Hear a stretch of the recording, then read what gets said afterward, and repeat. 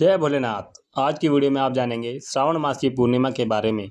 सावन मास का अंतिम दिन, इस दिन भगवान शिव की विधि विधान से पूजा करने से, अभिषेक करने से मनचाही कामनाएं पूर्ण होती हैं। वैसे भी पूरे सावन मास पे हम व्रत धारण करते हैं, पूजा करते हैं, भगवान शिव का अभिषेक करते हैं, मंदिर में दीपदान करते हैं, बील वृक्ष के नीचे दीपदान करते हैं, तो बहुत सारे नियम लेते हैं पूरे सावन के महीने में।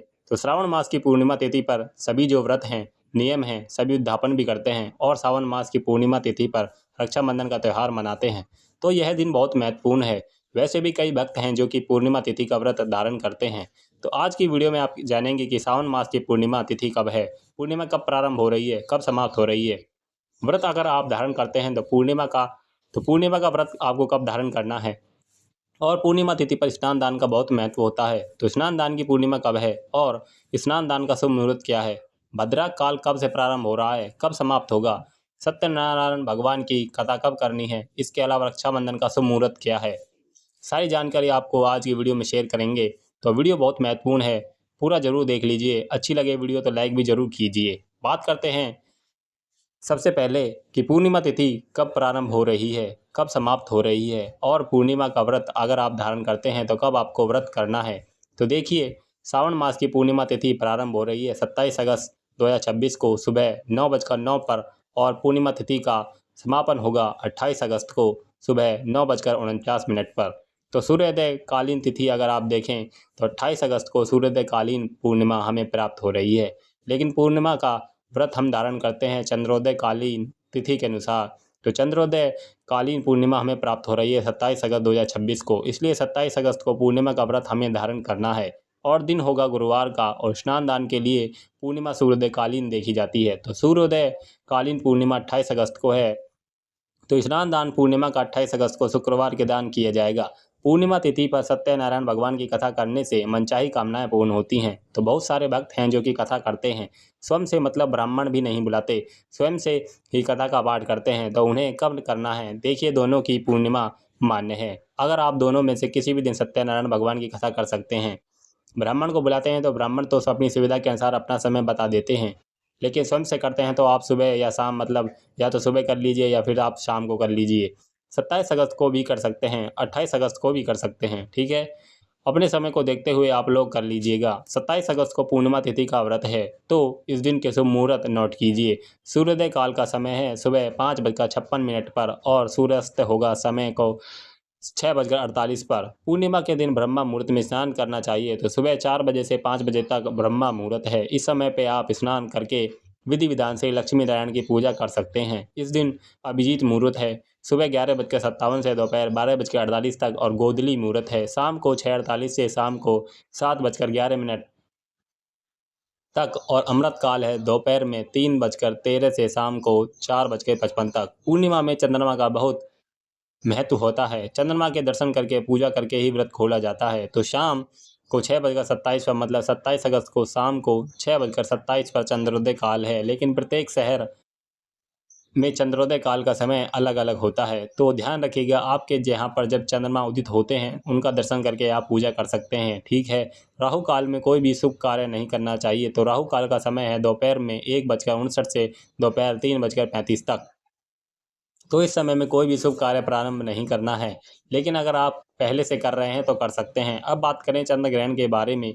सावन में पूर्णिमा के दिन लगेगा चंद्र ग्रहण। कब से कब तक है, देखिए 28 अगस्त को ग्रहण लग रहा है, और ग्रहण का प्रारंभ हो रहा है सुबह 8:04 से। इसका समापन होगा सुबह 11:22 पर। मतलब 8:04 से सुबह 11:22 तक यह ग्रहण का समय है। और खंड ग्रास यानी कि आंशिक चंद्र ग्रहण होगा। और यह ग्रहण कहाँ कहाँ दिखाई देगा, देखिए मुख्य रूप से यह जो ग्रहण है उत्तर और दक्षिण अमेरिका में, यूरोप और अफ्रीका के कुछ हिस्सों में दिखाई देगा। मतलब भारत के समय के अनुसार अगर आप देखें तो सुबह ग्रहण लग रहा है, और चंद्र ग्रहण रात्रि में लगता है। तो जहाँ पर रात्रि होगी, मतलब जिन स्थानों पर इस समय में रात्रि होगी, चंद्रमा दिखाई दे रहा होगा, वहाँ वहाँ ग्रहण का प्रभाव देखा जा सकता है। तो अगर आप भारत में हैं, किसी भी प्रकार का सूतक काल या फिर ग्रहण इत्यादि कोई भी चीज़ मान्य नहीं है भारत में, ठीक है। बिल्कुल भी ग्रहण दिखाई नहीं देगा। तो अगर आप भारत में रहते हैं, किसी प्रकार का सूतक, अपने मन में किसी प्रकार का संशय नहीं रखना है, ठीक है। हाँ, जिन स्थानों पर ग्रहण लग रहा है सूतक काल भी मान्य होगा और वहाँ पर आपको ग्रहण के सभी नियम मानने पड़ेंगे। तो रक्षाबंधन मनाएंगे 28 अगस्त को, क्योंकि 27 अगस्त को पूर्णिमा है पूरे दिन, लेकिन इस दिन पूरे दिन ही काल रहेगा, ठीक है। सुबह से लेकर रात्रि तक भद्रा है। 27 अगस्त को सुबह 9:08 से रात्रि में 9:32 तक भद्रा काल रहेगा और भद्रा में राखी नहीं बांधी जाती है, आप सभी जानते हैं। इसलिए 28 अगस्त को रक्षाबंधन का पर्व हम मनाएंगे। अब रक्षाबंधन का शुभ मुहूर्त क्या है? तो वैसे तो सूर्योदयकालीन पूर्णिमा है, पूरा ही दिन शुभ है, पूर्णिमा ही मान्य होगी, लेकिन फिर भी एक जो बहुत ही विशेष मुहूर्त है सुबह 5:57 से 9:48 तक, और इसके अलावा अभिजीत मुहूर्त में भी आप राखी बांध सकते हैं। और 28 अगस्त को अभिजीत मुहूर्त का समय है दोपहर 12:14 से लेकर 1:05 तक। तो इस समय में आप राखी बांध सकते हैं, क्योंकि यह बहुत ही शुभ मुहूर्त होता है। और जैसे कि ऐसे भी लोग होते हैं जो कि देर से पहुंचते हैं, रास्ते में ट्रैफिक इतना ज़्यादा होता है, तो ऐसे में अगर शुभ मुहूर्त में ना पहुंच पाएँ तो कब बांधे राखी? तो राहु काल छोड़ दीजिएगा। 28 अगस्त को राहु काल का ध्यान रखना है आपको। अगर आप शुभ मुहूर्त में नहीं बांध पाते हैं तो इसके अलावा पूरा दिन ही शुभ है।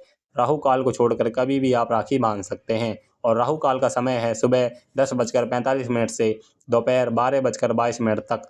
इस समय को आप छोड़ दीजिए, बाकी का पूरा दिन शुभ है, कभी भी आप राखी बांध सकते हैं। और जैसे जैसे कई भक्त हैं जो कि सावन मास का व्रत धारण करते हैं या फिर सावन में किसी प्रकार का विशेष नियम से रखा है, जैसे कि मंदिर में दीपदान का, बील वृक्ष के नीचे दीपदान का, या फिर दान करने का, या फिर अपनी इच्छा के अनुसार बहुत सारे नियम लोग लेते हैं, तो आपको व्रत का सारे नियम उद्यापन करना है। देखिए, जो भी हम व्रत धारण करते हैं, नियम लेते हैं, उसका उद्यापन हमें करना है। और पूरा उद्यापन करने के लिए सूर्योदयकालीन पूर्णिमा का ध्यान रखा जाता है। तो सूर्योदयकालीन श्रावण मास की पूर्णिमा हमें प्राप्त हो रही है 28 अगस्त को। इसलिए शुक्रवार के दिन 28 अगस्त को आपको अपने व्रत का और नियम का उद्यापन करना है। तो विधि विधान से भगवान शिव की पूजा कीजिए, आराधना कीजिए। सावन मास की पूर्णिमा है, सावन मास का अंतिम दिन है, भगवान शिव का अभिषेक कीजिए और भांग, धतूरा, बील पत्र इत्यादि सभी वस्तुएं भगवान शिव को अर्पित करके प्रार्थना कीजिए कि आपका व्रत, आपका नियम भगवान भोलेनाथ स्वीकार करें। और इस नियम के दौरान या फिर व्रत के दौरान किसी भी प्रकार की जाने अनजाने में हमसे गलतियां हो जाती हैं तो उसके लिए भगवान भोलेनाथ हमें क्षमा करें और अपनी कृपया हम सब पे बनाए रखें। इस प्रकार से प्रार्थना करना। और इसके बाद ब्राह्मण को दान दक्षिणा दीजिए, भोजन करवाइए, यथाशक्ति यथासंभव दान करना चाहिए आज के दिन। वैसे तो सभी दान करते हैं, लेकिन जो भक्त कोई व्रत करते हैं या नियम करते हैं उनके दान विशेष होते हैं। जिन चीज़ों को हम त्याग करते हैं उन चीज़ों का दान करते हैं। तो इसके लिए विस्तृत वीडियो आपको मिल जाएगी, जिसमें पूरी डिटेल से आपकी जानकारी मिल जाएगी, ठीक है। अगर आप चाहते हैं तो कमेंट बॉक्स में ज़रूर लिखिए। तो सावन मास की पूर्णिमा 2 दिन मनाई जाएगी। 27 अगस्त को गुरुवार के दिन वाली व्रत वाली पूर्णिमा है और 28 अगस्त को स्नान दान की पूर्णिमा है। रक्षाबंधन का पर्व है, सत्यनारायण भगवान की कथा आप दोनों दिनों में से किसी भी दिन कर सकते हैं, ठीक है। और चंद्र ग्रहण भारत में मान्य नहीं है। अगर आप भारत में रहते हैं तो आपको चंद्र ग्रहण से घबराने की आवश्यकता नहीं है। तो दोस्तों, यह है आज की वीडियो। उम्मीद करता हूँ आपके लिए उपयोगी होगी। वीडियो अच्छी लगे तो लाइक कीजिए, शेयर कीजिए और चैनल पर पहली बार आए हैं तो सब्सक्राइब करके बेल आइकन को जरूर दबाइए। मिलता हूँ आपसे अगली नेक्स्ट वीडियो में, तब तक के लिए जय श्री राधे।